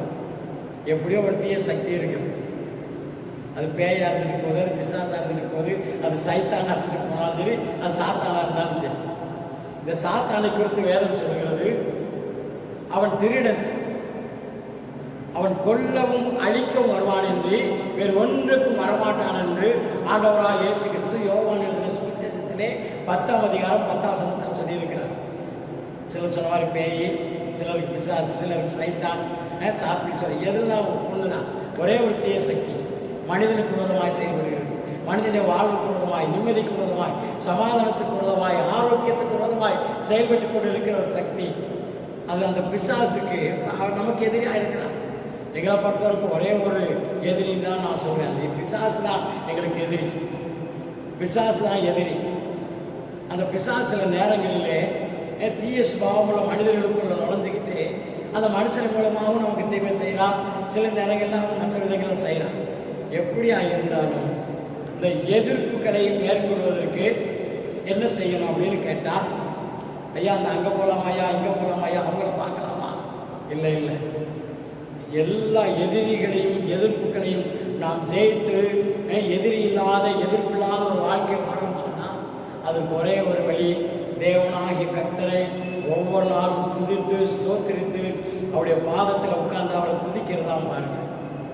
துதிக்கிறதுனால உண்டாகிற வெற்றி, ஜெயம். இன்னைக்கு அநேக சூழ்நிலைகளிலே வாழ்க்கையில் தோற்று போய் கிடக்கிறத பார்க்கிறோம். சிலர் பொருளாதாரத்தில் தோற்று கிடக்கிறாங்க, சிலர் வியாபாரத்தில் தோற்று கிடக்கிறாங்க, சிலர் வாழ்க்கையிலே தோற்று போய் கிடக்கிறாங்க, சிலர் படிப்பில் பாருங்கள் 25-30 அரியசை வச்சுக்கிட்டு தோற்று போய் கிடக்கிறாங்க. இன்றைக்கு வாழ்க்கையில் மனிதர்கள், ஏராளமான மனிதர்கள் வாழ்க்கையிலே தோற்று கிடக்கிறார்கள். ஆனால் இந்த தோல்வியை யாரும் விரும்புவதில்லை. எல்லாரும் வாழ்க்கையில் ஜெயிக்கணும், வாழ்க்கையின் ஒவ்வொரு பகுதியும் ஜெயிக்கணும், ஜெயமாக வாழணும்னு ஆசைப்படுறாங்க. ஆனால் ஏன் தோல்விகள் அப்படின்னு சொன்னால், இந்த இயேசு கிறிஸ்துவை குறித்து வேதம் சொல்லுகிறது, அவர் ஜெயம் கொடுக்கிற தேவன், அவர் ஜெயம் கொடுக்கிற தேவன். பாருங்க, எபிரேய மொழியிலே தேவனுக்கு இப்படி ஒரு பெயர் இருக்குது, யெகோவானிசி. என்று யெகோவானிசி என்றால் ஜெயம் கொடுக்கிற தெய்வம். இந்த உலகத்தில் ஜெயம் கொடுக்கிற தெய்வம் அப்படின்னு ஒன்று இருந்துச்சுன்னா அது யாருன்னு கேட்டால் அவர் தான் கர்த்தராகிய இயேசு கிறிஸ்து. வேதம் சொல்லுகிறது, இயேசு கிறிஸ்துவின் நாமத்திலே எப்பொழுதும் எல்லாவற்றிலும் எல்லா இடங்களிலும் ஜெயிக்கிறவர்களாக இருக்கிறோம் என்று அப்போஸ்தலனாகிய பவுல் சொல்லுகிறார். அதே தான் நானும் சொல்கிறேன். இயேசு என்கிற அந்த நாமம், இயேசு என்கிற தெய்வத்தின் மேல் விசுவாசம் கொள்ளாய் அந்த இயேசு கிறிஸ்துவை நம்பி இருக்கிறதுனாலே எப்பொழுதும் எல்லாவற்றிலும் எல்லா இடங்களிலும் நாங்கள் ஜெயித்து கொண்டு இருக்கிறோம். பிசாசை ஜெயிக்கிறோம், பிரச்சனைகளை ஜெயிக்கிறோம், எங்களுக்கு விரோதமாக எழும்புகிற சூழ்நிலைகளை ஜெயிக்கிறோம், பொல்லாத மனிதனுடைய சதி திட்டங்களை நாங்கள் ஜெயிக்கிறோம். இன்னும் நான் சொல்றேன், வேதத்தில் ஒரு ராஜா யோசபாத் அப்படின்னு ஒரு ராஜா இருந்தார். அவர் வாழ்க்கையில் அவருக்கு விரோதமாய் 7 ராஜாக்கள் சேர்ந்து கொண்டு அந்த யோசபாத்தோடு கூட யுத்தம் பண்ண வந்தார்கள். அந்த யோசபாத்துக்கு என்ன செய்ய பயந்தான், அலறினா, கதறினா, கடைசியாக ஒரு நல்ல காரியத்தை செய்தான். அவன் என்ன செய்தான் தெரியுமா? அதை குறித்து நாங்கள் வேதத்தில் எழுதியிருக்கிறோம். 2 நாளாகமத்தின் புஸ்தகத்திலே 20வது அதிகாரத்தில் முழுவதும் படித்து பார்த்தா, விசுவாசிகளாக இருந்து நீங்கள் வேதம் வச்சுருந்தா 2 நாளாகமத்தின் புஸ்தகம் 20வது அதிகாரத்தை நீங்கள் முழுமையும் படிங்க. அப்படி இல்லாதவர்களாய் மற்றவர்களாக இருந்தால் இப்பொழுது நாங்கள் வேதத்தை படிக்க நீங்கள் கேளுங்க. 2 நாளாகமத்தின் புஸ்தகம் 20வது அதிகாரத்தில் 15 வசனத்தை கேளுங்க, வாசிக்க கேளுங்க. சகல யூதா கோத்திரத்தாரே, எருசலேமின் குடிகளே, ராஜாவாகிய யோசபாத்தே, கேளுங்கள். நீங்கள் அந்த ஏராளமான கூட்டத்திற்கு பயப்படாமலும் கலங்காமலும் இருங்கள் என்று கர்த்தர் உங்களுக்கு சொல்லுகிறார். இந்த யுத்தம் உங்களுடையதல்ல, தேவனுடையது. பாருங்க, இப்போ நம்ம இங்கே ஒரு வாசிக்க கேட்டோம். யோசபாத் என்பது ஒரு இஸ்ரவேலின் ராஜா. இப்பொழுது அந்த இஸ்ரவேலின் ராஜாவுக்கும் இந்த ராஜ்யத்துக்கு விரோதமாய் 7 ராஜாக்கள் சேர்ந்து கொண்டு வர்றாங்க. இதை கேட்ட மாத்திரத்தில் யோசபாத் ராஜாவும் அந்த இஸ்ரவேல் யூதா கோத்திரத்தின் சகல ஜனங்களும் பயந்து கலங்கி பதறி நாங்கள் என்ன செய்வோம் என்கிறாங்க. அப்படி கேட்கும்போது அங்கே கர்த்தருக்கு ஊழியம் செய்கிற ஒரு ஊழியக்காரர், கர்த்தருடைய ஒரு தீர்க்கதரிசிங்க வர்றார். அவங்க மூலமாக கர்த்தர் அவங்களோட பேசுகிறார். இஸ்ரவேலரே, யூதா கோத்திரத்தாரே, உங்களுக்கு விரோதமாய் வருகிற அந்த ராஜாக்களாலே நீங்கள் ராஜாக்களை குறித்து நீங்கள் பயப்படவும் கலங்கவும் நீங்கள் திகைக்கவும் வேண்டாம். யுத்தம் உங்களுடையதல்ல, யுத்தம் கர்த்தருடையது. நீங்கள் சும்மா இருப்பீர்கள், கர்த்தர் உங்களுக்கு ஆயத்தம் பண்ணுவார். பார்த்தீங்களா? கர்த்தர் ஆராதிக்கிற ஜனங்க அவர் ஆராய்ச்சிக்கு மட்டும் இருந்தால் போதும். விரோதமாக எதிர்த்து வருகிற ஜனங்களோட போய் சண்டை போட வேண்டியதில்லை, அவனை எழுத்து நிற்க வேண்டியதில்லை, அடிதடியெல்லாம் எடுத்து ஒன்றும் பண்ண வேண்டியதில்லை. கர்த்தரை மாத்திரம் துதிச்சு ஸ்தோத்திரம் பண்ணிக்கிட்டே இருக்கணும். ஆளாருனா அங்கே கர்த்தருடைய வார்த்தை, கர்த்தருடைய ஒரு தீர்க்கதரிசி மூலமாக வருது. யூதா கோத்திரத்தாரே, அந்த ஏராளமாக வருகிற ராஜாக்கள் ஜனங்களுக்கு விரோதமாய், அந்த யுத்த வீரர்களுக்கு விரோதமாய் நீ பயப்படாத, நீ கலக்காத, தைரியமாக இரு, நாம கூட இருக்கிறேன். யுத்தம் உடையதில்லை, யுத்தம் கர்த்தருடையது, நீங்கள் சும்மா இருன்னு சொல்கிறேன். இன்னும் பாருங்க, அதே அதிகாரத்தில் 24, 25 வசனத்தை வாசிக்க கேட்போம். யூதா மனுஷர் வனாந்தரத்தில் உள்ள சாம கூட்டண்டையிலே வந்து அந்த ஏராளமான கூட்டம் இருக்கும் திக்கை நோக்குகிற போது இதோ அவர்கள் தரையிலே விழுந்து கிடக்கிற பிரேதங்களாக கண்டார்கள். ஒருவரும் தப்பவில்லை. யோசபாத்தும் அவனுடைய ஜனங்களும் அவர்கள் உடைமைகளை கொள்ளையிட வந்தபோது அவர்கள் கண்ட ஏராளமான பொருட்களும் பிரேதங்களிலிருந்து உரிந்து போட்ட ஆடை ஆபரணங்களும் தாங்கள் எடுத்துக்கொண்டு போகக்கூடாது இருந்தது. 3 நாளாய் கொள்ளையிட்டார்கள். அது அவ்வளவு மிகுதியாய் இருந்தது. பின்பு அவன் ஜனத்தோட ஆலோசனை பண்ணி பரிசுத்தமுள்ள மகத்துவத்தை துதிக்கவும் ஆயுதம் அணிந்தவர்களுக்கு முன்பாக நடந்து போய் கர்த்தரை துதியுங்கள், அவர் கிருபை என்றும் உள்ளதென்று கர்த்தரை பாடவும் பாடகரை நிறுத்தினான். அவர்கள் பாடி துதி செய்ய தொடங்கின பொழுது யூதாவுக்கு விரோதமாய் வந்து பதிவிருந்த அம்மோன் புத்திரரையும் மோவாபியரையும் சேயீர் மலை தேசத்தாரையும் ஒருவருக்கு விரோதமாய் ஒருவரை கர்த்தர் எழும்ப பண்ணினதினால் அவர்கள் வெட்டுண்டு விழுந்தார்கள். எப்படி எனில், அம்மோன் புத்திரரும் மோவாபியரும் சேயீர் மலை தேச குடிகளை சங்கரிக்கவும் அழிக்கவும் அவர்களுக்கு விரோதமாய் எழும்பினார்கள். சேயீர் குடிகளை அழித்து தீர்ந்த போது தாங்களும் தங்களில் ஒருவரை அழிக்கத்தக்க விதமாய் கை கலந்தார்கள். யூதா மனுஷர் வனாந்திரத்தில் உள்ள சாம கூட்டண்டையிலே வந்து அந்த ஏராளமான கூட்டம் இருக்கும் திக்கை நோக்குகிற போது இதோ அவர்கள் தரையிலே விழுந்து கிடக்கிற பிரேதங்களாக கண்டார்கள். ஒருவரும் தப்பவில்லை. இங்கே நாம் வாசிக்கிறோம், யோசபாத்தோட ஜனங்கள் கர்த்தர் தரவு முறையிட்டாங்க. அடுத்து கர்த்தர் ஜனங்களை ஆலோசனை பண்ணாங்க. கர்த்தர் சந்தி பயப்படாத, கலங்காத, நீ துதிச்சு ஸ்தோத்திரம் பண்ணிக்கிட்டே இரு, உனக்காக நான் எதிராளிகளோட போய் நான் பார்த்துக்கிறேன்னா. இப்போ யோசபாத் ராஜா என்ன செய்தார்? ஜனங்களோடு கூட உட்கார்ந்து பேசி யோசித்து முடிவு பண்ணார். என்னென்னா, நம்ம எல்லாரும் சேர்ந்து கர்த்தரை பாடி துதித்து ஸ்தோத்திரித்து கொண்டு அந்த நம்முடைய எதிராளிகளுக்கு போகணும்னு சொன்னாங்க. உடனே பாருங்க, யோசபாத்தும் அவனுடைய சகல ஜனங்களும் ஆசாரிகள் லேவியர்கள் எல்லாம் சேர்ந்து என்ன செய்தாங்கன்னா, கர்த்தர் நல்லவர், அவர் கிருபை இன்னும் உள்ளது, கர்த்தர் நல்லவர், அவர் கிருபை உள்ளது என்று சொல்லி அவர்கள் எல்லாரும் ஏகமாய் துதித்தார்கள், ஸ்தோத்திரித்தார்கள், கர்த்தரை பாடி அவரை மகிமைப்படுத்தினார்கள். இப்படியே மகிமைப்படுத்திக் கொண்டே போகும்போது ஒரு பள்ளத்தாக்கிட்ட போகும்போது பார்த்தா, யாரெல்லாம் எந்த ராஜாக்கள் 7 ராஜாக்கள் வந்தாங்களோ, அவர்களுடைய வட ஜனங்களெல்லாம் அது வந்தாங்க, ஆணவங்கள்லாம் வந்ததோ, அவர்கள் எல்லாரும் என்ன செஞ்சாங்கன்னா, இவர்கள் கர்த்தரை பாடி துதித்த போது கர்த்தர் அவர்களுக்குள்ளே ஒரு கலக்கத்தை மூட்டி விட்டுட்டார். இதுவரைக்கும் 7 பேர் ஒற்றுமையாக இருந்தால் யோசபாத்தை காலி பண்ணிடணும், அந்த தேசத்தை பிடிச்சிடணும், அந்த ஜனங்களை அழிச்சிடணும்னு வந்தான். ஆனால் இந்த தேவனுடைய ஜனங்கள், கர்த்தருடைய ஜனங்கள் கர்த்தரை பாடி துதித்து ஸ்தோத்திரித்து கர்த்தர் நல்லவர், அவர் கிருபையுள்ளவர் என்று அவர்கள் பாடத் தொடங்கும் போது அவருடைய தேவனாகிய கர்த்தர் அவர்களுக்காக அவருடைய எதிராளிகளோடு கூட அவர் யுத்தம் பண்ண தொடங்கினார். கர்த்தர் சொன்னார், நீ சும்மா யுத்தம் பண்ணாத, நான் பண்ணுவேன். அப்போ கர்த்தரை துதித்து ஸ்தோத்திரித்து ஆராதிக்கிற ஜனங்களுக்காக அவர்களுடைய எதிராளிகளோடு, அவர்களுக்கு எதிராக இருக்கிற பிரச்சனைகளோடு, சூழ்நிலையோடு தேவனாகி கர்த்தர் யுத்தம் பண்ணுகிறார். அப்படி யுத்தம் பண்ணதுனால என்ன நடந்துச்சு அப்படின்னு கேட்டால், இந்த யோசபாத்து ராஜ்யத்துக்கு விரோதமாக வந்த அந்த எல்லா ராஜாக்களும், அந்த 7 ராஜாக்களுடைய சகல இராணுவ வீரர்களும் அவர்கள் ஒருவருக்கு விரோதமாய் எழும்பி ஒருவரை ஒருவர் அடித்து கொண்டு அவர்கள் செத்து விழுந்து கிடந்தார்கள். இப்போ யோசபாத்து ராஜாவும் அவருடைய ஜனங்களும் கர்த்தரை பாடி துடிச்சுக்கிட்டே போனாங்க. எதிரிகள் எல்லாரும் செத்து விழுந்து கிடக்கிறார்கள். அவருக்கு எதிராக எழுப்பின ராஜாக்கள், ராஜ்யங்கள், யுத்த வீரர்கள் எல்லாரும் மடிந்து கிடக்கிறார்கள்.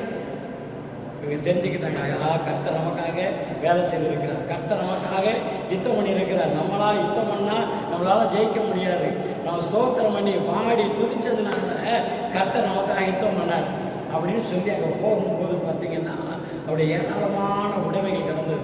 அவருடைய தங்கம், அவருடைய வெள்ளி, பொண்ணு வஸ்திரங்கள், மாற்று வஸ்திரங்கள் என்று சொல்லி ஏகப்பட்ட கொள்ளைகள் அங்கே நிறைஞ்சு கிடந்துச்சு. இந்த யோசபாத்து ராஜாக்கள் எல்லாம் அங்கே இருக்கிற கொள்ளைகள் எல்லாம் கொள்ளையடிச்சாங்க. 3 நாள் ராத்திரி பகல் அள்ளி அள்ளி கெட்டினாலும் அவங்களால கெட்டி முடியலைங்க, அவ்வளவு காரியம். இப்போ பாருங்க, ஏன் கர்த்தரை துதிக்கணும் அப்படின்னு சொன்னால், 3ஆவது காரியம், நமக்கு விரோதமாக இருக்கிற எதிரிகளின் சதிகள், அவர்கள் நமக்கு விரோதமாக இருக்கிற செய்ய துடிக்கிற தீமைகள், நமக்கு விரோதமாக எழும்புகிற சூழ்நிலைகள் எல்லாவற்றையும் நாம் மேற்கொண்டு அதை ஜெயிக்க வேண்டுமானால் கர்த்தரை துதிக்கணும், கர்த்தரை துதிக்கணும், கர்த்தரை ஸ்தோத்திரிக்கணும், கர்த்தரை பாடணும். இந்த விருதுநகர் பட்டணத்தில் கூட பார்த்தீங்கன்னா ஏராளமான ஜனங்கள் எங்களுக்கு விரோதமாக எழுப்பினார்கள், எங்களுடைய ஊழியர்களுக்கு விரோதமாக எழுப்பினார்கள். ஆனால் ஒருவருக்கும் விரோதமாய் நாங்கள் எழும்பவில்லை. எங்கள் தேவனாகிய கர்த்தரை மாத்திரம் அவருடைய சமூகத்தில் விழுந்து அவரை துதித்து நானும் எங்கள் சபையாரும் கர்த்தரை துதித்து ஸ்தோத்திரித்து ஆராதித்து கொண்டே இருந்தோம். நாங்கள் கர்த்தரை ஆராதிக்க எங்களுக்கு விரோதமாக வந்த எதிரிகள், அந்த எதிரிகளின் சேனைகள், அந்த பொல்லாத மனுஷர்களின் கூட்டம், இன்னைக்கு அவங்க எங்கே போனாங்கன்னே தெரியல. அநேகர் இந்த உலகத்தை விட்டே போயிட்டான், அநேகர் ஊரை விட்டு போயிட்டான், அநேகர் நாங்கள் இருக்கிற ஏரியா விட்டு போயிட்டான். இன்னைக்கு அவர்களை தேடியும் காண முடியல, ஒருத்தர் எங்கள் கண்ணால் கூட பார்க்க முடியல. கர்த்தர் எங்களுக்காக யுத்தம் பண்ணினார். அருமையான சகோதரனே, சகோதரியே, அருமையான வாழ்வு தங்கச்சி, அருமையான அம்மா, உனக்கு விரோதமாக இருக்கிற பிரச்சனைகளை குறித்து கவலைப்படாது, உனக்கு விரோதமாக இருக்கிற சூழ்நிலைகளை குறித்து பயப்படாதே, உனக்கு விரோதமாய் பேசுகிற பொய்யாய் பேசி உன்னை நிந்திக்கிற ஜனங்களை குறித்து நீ கவலைப்படாதே. நீ கர்த்தரை நல்லா துதி, கர்த்தரை பிடிச்சுக்கோ, அவரை துதி ஸ்தோத்திரி, அவருடைய பாதத்திலே விழுந்துகிட. கர்த்தர் உனக்காக யுத்தம் பண்ணுவார். உன்னுடைய வெற்றி நிச்சயம், உன்னுடைய ஜெயம் நிச்சயம். நீ ஜெயத்தை காண்பாய். ஏனென்றால் எப்பொழுதும் எல்லாவற்றிலும் எல்லா இடங்களிலும் உனக்கும் எனக்கும் ஜெயம் கொடுக்கிற தெய்வம் அவர் நம்மோடு கூட இருக்கிறார். அவர் கர்த்தராக இயேசு கிறிஸ்து என்பதை நான் சொல்கிறேன். இப்போ 4வது ஏன் கர்த்தரை ஆராதிக்கணும் அப்படிங்கிறதுல 4வது சொல்ல, ஏன் ஆராதிக்கணும் அப்படின்னு சொன்னால், நம்முடைய சுதந்திரத்தை நாம் சுதந்திரிக்கும்படி கர்த்தர் பாருங்கள், முதல் மனிதனாகிய ஆதாம் ஏவாளுக்கு இந்த உலகம் முழுசே சுதந்திரமாக கொடுத்தார். பூமியை கொடுத்தார். பூமியில் இருக்கிற எல்லா நிறைவை கொடுத்து நீங்கள் ஆண்டு கொள்ளுங்கள் என்று சொல்லி அவர்களை ஆசீர்வதித்தார். சுதந்திரத்தை கொடுத்தார். பின்பு ஆதாம் பாவம் செய்த போது ஆதாமுடைய வாழ்க்கையில் பிசாசு நுழைஞ்சால், பிசாசு நுழைஞ்சப்போ பிரச்சனைகள் நுழைஞ்சிச்சு. அப்போ தேவன் கொடுத்த சுதந்திரங்கள், தேவன் கொடுத்த ஆசீர்வாதங்கள் எல்லாவற்றையும் ஆதாம் இழந்து போனான். ஆனால் தன்னுடைய பாவத்தினாலே இழந்து போன அந்த சுதந்திரங்கள் எல்லாம் தேவனாய் கர்த்தர் மனுஷனுக்கு திரும்ப கொடுக்க விரும்பினார். ஆகவே நான் வானத்தை பூமி படைத்த தெய்வம் இயேசு என்கிற பெயரில் இந்த உலகத்தில் வந்து அவதரித்தார். 33 ஆண்டு காலம் அவர் வாழ்ந்தார். வாழ்ந்த காலத்தில் என்ன செஞ்சார்? நன்மை செய்தார்.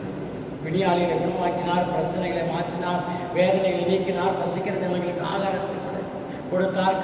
கண்ணீர்களை, ஏழைகள் விதவைகளை கண்ணீரை அவர் துடைக்கிற தெய்வமாக இருந்தார். ஆகவே இயேசு இன்னைக்கு நம்முடைய சுதந்திரங்களை சுதந்திரிக்க செய்கிறவர். தேவன் இந்த உலகத்தில் பாருங்கள், எந்த மனுஷனும் கஷ்டப்படணும், வேதனைப்படணும், எல்லாரும் மகிழ்ச்சியும் சந்தோஷமாக குறையில்லாமல் வாழணும் விரும்புகிறார். ஆனால் அநேகர்கள் சுதந்திரத்தை சுதந்திரித்துக்கொள் என்று வேதம் சொல்கிறார். அப்போ தேவன் நமக்காக வைத்திருக்கிற சுதந்திரத்தை சுதந்திரிக்கிறதுக்கு என்ன செய்யணும் அப்படின்னு கேட்டால், வேதத்திலே இஸ்ரவேலர்களின் கூட்டத்தை பார்த்து கர்த்தர் சொல்கிறார், இதோ எரிகோ பட்டணத்தையும் அதன் மதில்களையும் அந்த எரிகோவுக்குள் இருக்கிற ஜனங்களையும் அங்கே உள்ளே இருக்கிற எல்லா சுதந்திரத்தையும் உனக்கு கொடுக்கிறேன், நீங்கள் போய் அதை சுதந்திரித்துக் கொள்கள் என்று சொன்னார். எரிகோ என்பது பெரிய பட்டணம். அந்த பட்டணத்தை சுற்றி பெரிய மதிலால் கட்டி வைத்திருந்தார்கள்.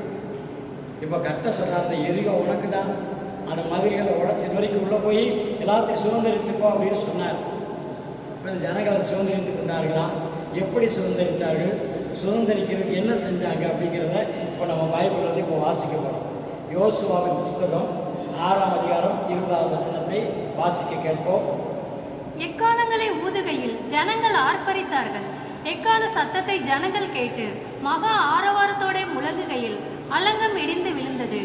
உடனே ஜனங்கள் அவரவர் தங்களுக்கு நேராக பட்டணத்தில் ஏறி பட்டணத்தை பிடித்து, பாருங்க, அவர் பட்டணத்தை பிடித்து கொண்டாங்க. எப்படி பிடிச்சாங்க அப்படின்னு கேட்டாங்க. வேதம் சொல்கிறது, அந்த யோசபாத்தும் அவருடைய சகல ஜனங்களும் என்ன செய்தாங்கன்னா, டெய்லி அந்த எரிகோ பட்டணத்தை ஒரு முறை சுற்றி வந்தாங்க. கர்த்தர் நல்லவர், அவர் கிருபை உள்ளது, கர்த்தர் நல்லவர், கர்த்தர் நல்லவர் சொல்லிக்கிட்டே, கர்த்தர் நல்லவர், இந்த எரிகோவையும் இந்த கர்த்தருடைய தயவினாலே இந்த எரிகோவை கர்த்தர்களுக்கு தருவார், உள்ளே இருக்கிற ஜனங்களை தருவார், உள்ளே இருக்கிற பிள்ளைகளை தருவார் என்று அவங்க கர்த்தரை ஸ்தோத்திரம் பண்ணிக்கிட்டு 6 நாள் அந்த எரிகோவை 6 முறை சுற்றினாங்க. 7வது நாள் அவர்கள் எல்லாரும் பாருங்க, அந்த எரிகோ பட்டணத்தை, அந்த எரிகோ பட்டணங்கிறது கர்த்தர் அவர் கொடுத்த ஒரு சுதந்திரம், நீங்கள் அதை சுதந்திரித்துக் கொள்வீர்கள் என்று சொன்னார்.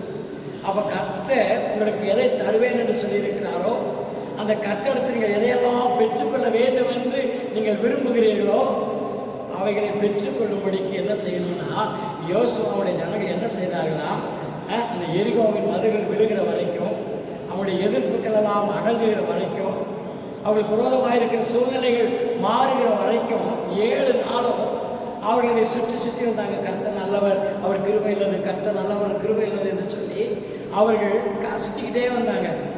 7வது நாள் 7 சுற்றி சுற்றி முடிச்சாங்க. பாருங்க, முடிச்ச உடனே யோசுவா சொன்னார், ஆர்ப்பரியுங்கள்னு சொன்னார். சொன்ன மாத்திரம் எல்லாரும் எக்காலங்களை ஊதினார்கள், இசைக்கருகளை ஊதினார்கள், கரங்களை தட்டினார்கள், கர்த்தர் நல்லவர் நல்லவர் என்று அவர்கள் கரகோஷமிட்டார்கள். அப்பொழுது அந்த எரிகோ பட்டணத்துடைய மதில்கள் எல்லாம் அப்படியே இருக்கிற இடத்துல அப்படியே இடிந்து விழுந்தது, தரைமட்டமாகி போய்விட்டது. ஒருவேளை யோசிக்கலாம், இந்த ஜனங்க போட்ட கூச்சலில் தான் விழுந்துருச்சோ? ஐயா, கூச்சலில் விழுறதுக்கு வாய்ப்பே கிடையாது. நீங்கள் ஹிஸ்ட்ரியில் எடுத்து படித்து பாருங்கள். இஸ்ரேல் தேசத்தில் எரிகோ என்கிற ஒரு கோட்டை, அந்த மதுரை குறித்து நீங்கள் எடுத்து பார்த்தீங்கன்னா தெரியும். அல்லது நீங்கள் கூகுளில் கூட அடிச்சு பாருங்கள், ஜெரிகோன்னு அடிச்சு பாருங்கள், தெரியும். இந்த யோசுவாவில் போய் சுதந்திரிக்கிறதுக்கு முன்னால் அந்த எரிகோவை சுற்றி இருக்க பார்த்தீங்க மதில், அந்த காம்பவுண்ட் சுவரில் 7 குதிரை பூட்டப்பட்ட 7 குதிரை சாரட்டு ஒரே டைமில் போகலாமா? எங்கே? காம்பவுண்டு சுவர் மேலே, அந்த எரிகோ பட்டணத்துடைய மதில்கள், அந்த காம்பவுண்டு வால் மேலே, அது அவ்வளோ அகலம் 7 குதிரை பூட்டப்பட்ட சாரட்டு, 7 சாரட்டு ஒரே டைமில் போகலாமா? அவ்வளோ பெரிய மதிலை கட்டி வச்சுருந்தாங்க. நம்ம கூட பார்க்குறோம், பெரிய பெரிய தஞ்சாவூரில் பாருங்கள், அங்கே ராஜராஜ சோழன் ஒரு பெரிய மதிலை கட்டி வச்சிருக்கிறாரு. மதுரையில் பாருங்கள், திருமலை நாயக்கர் ஒரு பெரிய மதிலை கட்டி வச்சிருக்கிறார். ஆனால் இந்த மதில்களை பார்க்கும் மகா பெரிய மாமதில் அங்கே எரியோவை சூழ்ந்து இருந்துச்சு. அந்த எரிகோ மதில் மேலே, எரிகோ சுவர் மேலே, காம்பவுண்ட் சுவர் மேலே ராகாப் என்கிற ஒரு வேசி தன் வீட்டை கட்டி அதில் குடியிருந்தான். என்னடா அநியாயமாக இருக்குது, வீட்டை சுற்றி காம்பவுண்ட் சுவருக்கு தான் பார்த்துருக்குறோம். காம்பவுண்டு சுவர் மேலேயே ஒரு வீடை கட்டி ஒருத்தி குடியிருந்தான்னா அப்போ அந்த காம்பவுண்டு சுவருடைய அகலம் எவ்வளவு, அதனுடைய நீளம் எவ்வளவுன்னு சொன்னால் கர்த்தர் எப்படி நம்ம ஆச்சரியப்படுவோம். அதனால் அப்படிப்பட்ட பெரிய மதில்கள், அகலமான மதில்கள், தேவனுடைய ஜனங்கள் கர்த்தர் நல்லவர் என்று பாடி துதித்து ஸ்தோத்திரித்து அவருடைய தேவ சமூகத்தில் அவர்கள் ஆர்ப்பரித்த போது அவர்களுக்கு விரோதமாயிருந்த மதில்கள் இடிந்து தகர்ந்து விழுந்தது. அப்போ சூழ்ந்திருக்கிற தேவ ஜனங்கள் எல்லாரும் பாருங்க, அப்படி இருக்கிற இடத்துல அப்படியே மதில் அது ஏறி உள்ளே போய் தேசத்துக்குள்ள போய் அதை சுதந்திரித்து கொண்டார்கள். அப்போ தேவன் நமக்கு தருவேன் என்று சொன்னதையும், இந்த பூமியிலே கர்த்தர் நமக்கு சுதந்திரமாய் கொடுத்ததையும், அதை நம்முடைய முற்பிதாக்கள் நமக்கு சுதந்திரமாய் வைத்திருக்கிறது. இன்றைக்கி எத்தனையோ பேர் அதுக்கு நம்ம கூட சண்டைக்கு வரும், அது ஏன் இதுன்னு சொல்லிட்டு. அப்படிப்பட்ட சுதந்திரங்கள் எல்லாம் சுதந்திரித்து நீங்கள் வாழணும். என்ன செய்யணும், அந்த யோசுவும் அவருடைய ஜனங்கள் எப்படி கர்த்தரை துதித்து ஸ்தோத்திரித்து பாடினாங்களோ 7 நாள் விடாமல் பாடி சுதந்திரம் பண்ணிக்கிட்டு இருந்தாங்க. நீங்கள் அதை செய்கிறீர்களா? கர்த்தரை பிள்ளைகளை கர்த்தரை ஆராதிக்கிறத சோர்ந்து போகாதீங்க, கர்த்தரை துதிக்கிறத சோர்ந்து போகாதீங்க, கர்த்தரை மகிமைப்படுத்துகிற சோர்ந்து போகாதீங்க. எந்த சூழ்நிலையும் எந்த நெருக்கத்திலும் நீ கர்த்தரை துதித்துக்கிட்டே இரு, ஸ்தோத்திரித்துக்கிட்டே இரு, கர்த்தரை பாடிக்கொண்டே இரு. உனக்கு விரோதமாக இருக்கிற மதில்கள் தகர்ந்து விடும், உனக்கு விரோதமாக இருக்கிற சூழ்நிலைகள் மாறும், உனக்கு விரோதமாக எழும்புகிற பொல்லாத மனிதர்கள் அவர்கள் அடங்குவார்கள். கர்த்தர் உனக்கு ஒரு அற்புதத்தை செய்வார், நிச்சயமாகவே கர்த்தர் உனக்கு ஒரு அற்புதத்தை செய்வார். இப்போ கடைசியாக ஒன்று நான் சொல்லி பிடிக்க விரும்புகிறேன். 5ஆவதாக தேவனுடைய பிள்ளைகள் தேவனாய் கர்த்தரை சோத்திரம் பண்ணி துதித்து பாடும்போது என்ன நடக்குது அப்படிங்கிறது. அப்போஸ்தலர் நடவடிக்கைகள் 16ஆம் அதிகாரம் 22 26 வசனம் முடிய மறுபடியும் சொல்கிறேன். அப்போஸ்தலர் நடவடிக்கைகள் 16ஆம் அதிகாரம் 22 26 வரைக்கும்.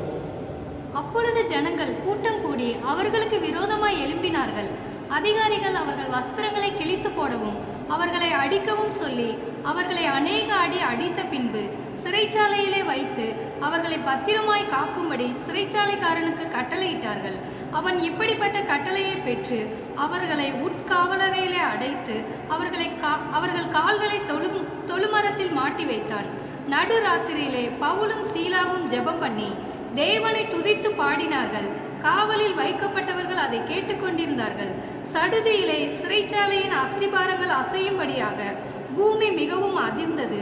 உடனே கதவுகள் எல்லாம் திறவுண்டது. எல்லாருடைய கட்டுகளும் கலந்து போயிற்று.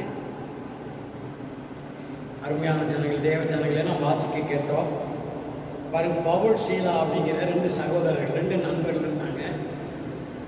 அவங்க போய் என்ன செஞ்சாங்க, இயேசு கிறிஸ்துவனுடைய சுவிசேஷத்தை அறிவித்தார்கள். இயேசுடைய புண்ணியத்தை, இயேசு நல்லவர்கள் வெளியே போய் அறிவித்தாங்க. அப்பொழுது அதற்கு விரோதமாயிருந்த ஜனங்கள் இந்த பவுலை சீலாவை பிடிச்சி கட்டி இழுத்துட்டு வந்தாங்க. அவர் என்ன செய்யலாம்னு யோசிக்கும் போது அவர்களிலே தலைவனாயிருந்த ஒருத்தர் சொன்னார், இவங்களை என்ன செய்யுங்களா, அடித்து இவங்க துணியெல்லாம் கிழித்து காலையும் கையை கெட்டி அவன் தொழுமரத்தில் மாட்டி விட்டுருந்தான். அதே மாதிரி இப்போ பவுல் சீலாவையும் அவருடைய ட்ரெஸ்ஸை கலட்டிட்டு அவங்கள அடித்து சரீரத்தை கிழித்து 2 கால்களையும் கட்டி 2 கைகளை மேலே தொழுமரத்தில் தூக்கி மாட்டி அவங்கள தொங்க விட்டுட்டாங்க. அவர் எத்தனை பாடு, எத்தனை வேதனை.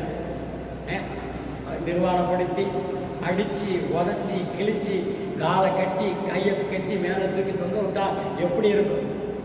நம்ம ஊட சும்மா நாள் கிட்டலுக்கு சொல்லுவான், தோலை உரிச்சு தொங்க விட்டுருவேன் பார்த்துக்கோ அப்படின்னு. தோலை உரிச்சு தொங்க விட்டுருவேன் பார்த்துக்கோ. அதுவே பேச்சு தான். ஆனால் இங்கே உண்மையிலே அதுதான் நடந்துச்சு பாருங்க. பவுல் சீலாவுடைய வாழ்க்கையில் அடித்து உதச்சி தோலை உரிச்சு தொங்க விட்டுட்டான். நீங்களும் நானும் வந்தால் இப்படிப்பட்ட சூழ்நிலை என்ன செய்வோம்? முறுமுறுப்போம், கோவப்படுவோம், அழுவோம், வேதனைப்படுவோம்.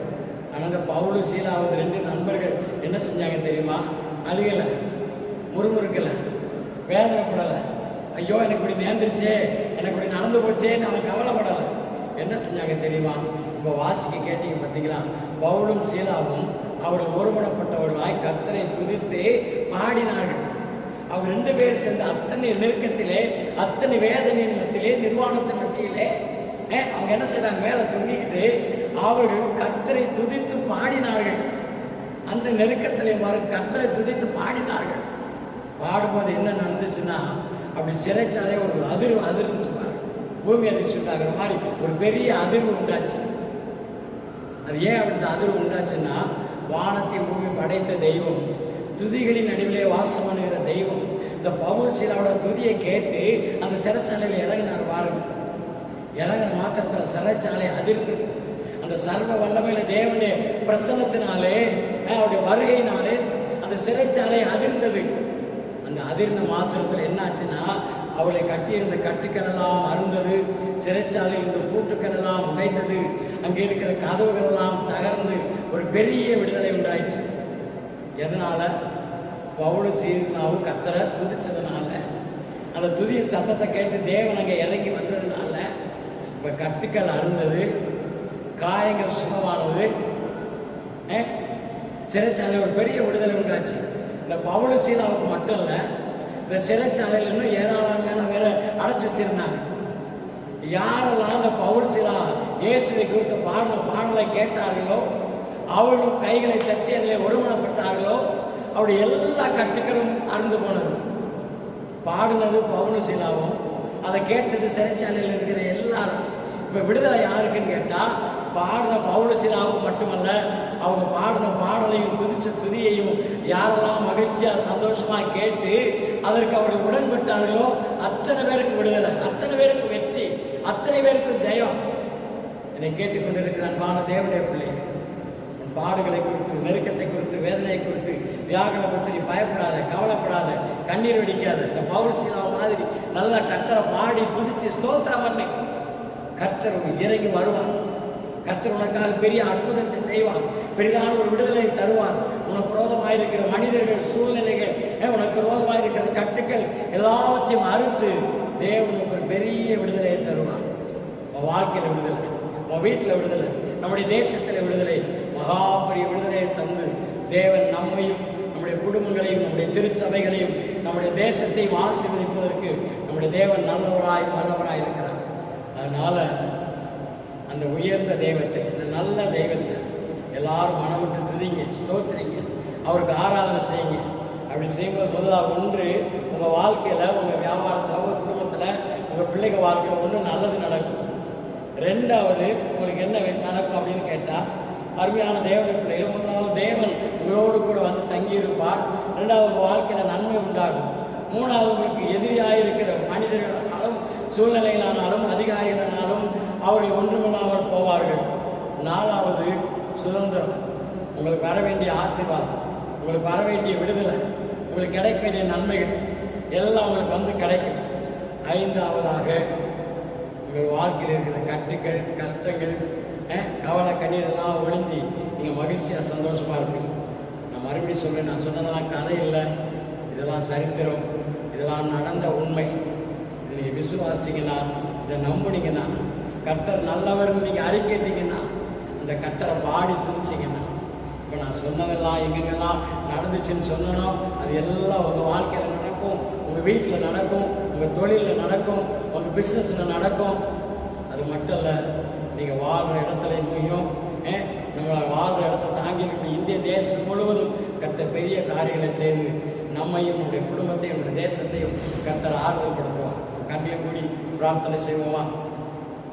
எங்களை நேசிக்கிற நல்ல தேவனே, நாங்கள் நன்றியோடு போய் துதிக்கிறோம், ஸ்தோத்திரிக்கிறோம். அப்பா, நாங்கள் போய் துதித்து, ஸ்தோத்திரித்து, பாடி உமக்கு ஆராதனை செய்ய வேண்டும் என்று நீர் விரும்புகிறீர். அப்பா, அப்படி விருப்பத்தின்படியே நாங்கள் போய் துதிப்போம், போய் ஸ்தோத்திரிப்போம், போய் பாடுவோம். எங்களுடைய துதிகளினால் இவருடைய நாமத்தை நாங்கள் உயர்த்துவோம் ஆண்டவரே. ஏனென்றால் இவருடைய எல்லா துதிகளையும் பெற்றுக்கொள்ள நீர் பாத்திரராய் இருக்கிறீர் ஆண்டவரே. அப்பா, ஸ்தோத்திரம் செலுத்துகிறோம், ஸ்தோத்திரிக்கிறோம் ஆண்டவரே. அப்பா, நீர் எங்களோடு கூட வந்து எங்களோடு தங்கியிருந்து ஆண்டவரே வாசம் பண்ணும்படிக்காக நாங்கள் போய் துதித்து போய் ஸ்தோத்திரிப்போம் ஆண்டவரே. எங்கள் வாழ்க்கையில் இருக்கிற தீமைகள் எல்லாம் விலகி எங்களுக்கு நன்மை உண்டாகும்படி போய் ஸ்தோத்திரிப்போம் ஆண்டவரே. மாத்திரமல்ல, எங்கள் பூர்ணமாக இருக்கிற எதிர்ப்புகள், எதிரிகள் எல்லாரும் ஒளிந்து ஒன்றுமில்லாமல் போகும்படி நாங்கள் போய் துதித்து போய் ஸ்தோத்திரிப்போம் ஆண்டவரே. அது மட்டும் இல்லையா, இந்த உலகத்தை நாங்கள் சுதந்திரித்துக் கொள்ள வேண்டிய அனைத்து ஆசீர்வாதங்களையும் சுதந்திரித்துக் கொள்ளும்படிக்காக போய் துதித்து நாங்கள் போய் ஸ்தோத்திரிப்போம் ஆண்டவரே. எங்களுக்கு விரோதமாக இருக்கிற கட்டுகள், நெருக்கங்கள் ஆண்டவரே எல்லாம் எங்களை விட்டு ஒளிந்து எங்கள் வாழ்க்கையில் மகிழ்ச்சியும் சந்தோஷம் உண்டாகும். நாங்கள் உங்களை துதிப்போம், உங்களை ஸ்தோத்திரிப்போம், உங்களை ஆராதிப்போம், உமக்கு ஆராதனை செய்து கொண்டே இருப்போம். தொடர்ந்து தேவ ஆவியானவர்களோடு தங்கியிருக்கும். எங்களை ஆசீர்வதியும், தீமைகளுக்கு எங்களை விலக்கி காத்துக்கிறோம். இயேசு கிறிஸ்துவின் நல்ல நாமத்தில் வேண்டிக் கொள்கிறோம் பிதாவே. ஆமென். யாரும் வாழ்த்துக்கள். கர்த்தர்களை ஆசீர்வதிப்பார்கள்.